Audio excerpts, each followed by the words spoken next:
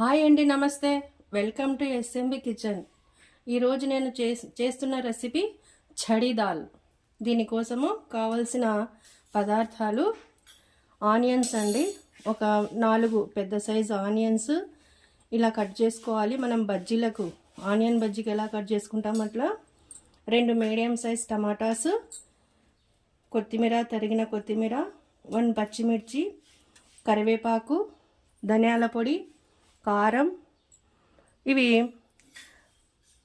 మైసూర్ బ్యాళ్ళు అండి, మసూర్ బ్యాళ్ళు అంటారు.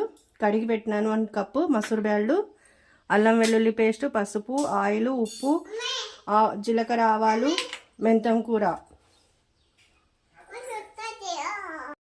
ఇప్పుడు ప్రాసెస్లోకి వెళ్ళిపోదామండి. ముందుగా స్టవ్ పైన ఒక ప్యాన్ పెట్టాలి. తర్వాత స్టవ్ ఆన్ చేసుకొని ప్యాన్ హీట్ అయిన తర్వాత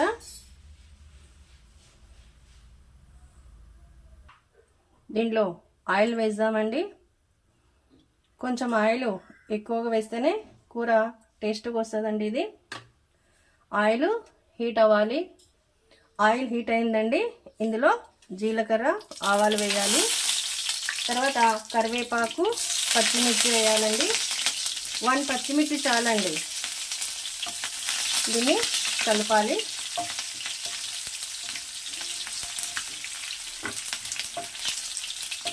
కలిపిన తర్వాత ఇందులో ఫస్ట్ మెంతం కూర వేయాలండి.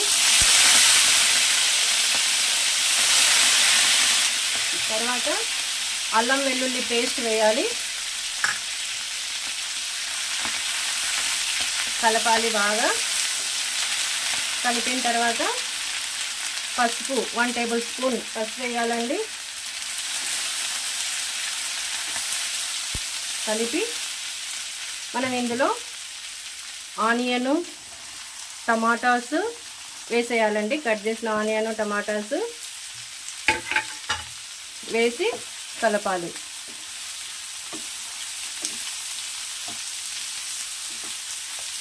కలిపి ఇందులో మనం పెట్టుకున్నాం కదా కడిగి మసూర్ బ్యాళ్ళు, ఇవి వేయాలండి. మసూర్కి దాల్ అంటారు. తర్వాత టేస్ట్కు తగినంత ఉప్పు, 1 పెద్ద టేబుల్ స్పూన్ కారము, తర్వాత ధనియాల పొడి వేయాలండి. వేసి కలపాలి. ఇవి కలపాలండి. ఇట్లా కలుపుకొని మూత పెట్టేద్దాము. మూత పెట్టేసి మంట కొద్దిగా లో ఫ్లేమ్లో పెట్టుకోవాలండి. కొంచెం మగ్గాలి. ఒక 3 మినిట్స్ మగ్గనిద్దాము. ఇప్పుడు మూత తీసి చూద్దాము. బాగానే మగ్గిందండి.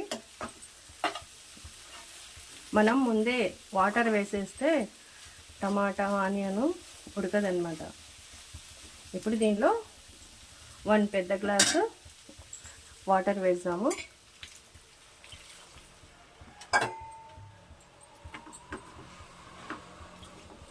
వేసేసి కొద్దిగా మంట పెంచాలండి.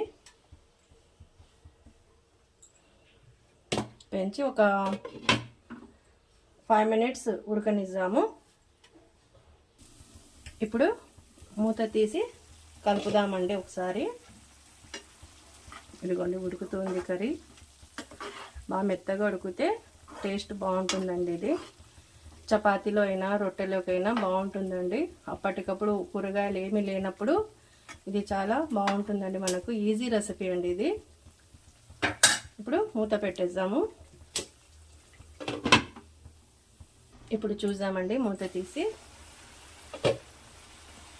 చూడండి, బాగా ఉడికింది కర్రీ. స్మెల్ కూడా బాగా వస్తుందండి, గుమగుమలాడుతుంది. మీరు కూడా తప్పకుండా ట్రై చేయండి. ఇది దగ్గర కావాలి ఇంకా అంటే మీ ఇష్టం, పెట్టుకోవచ్చు.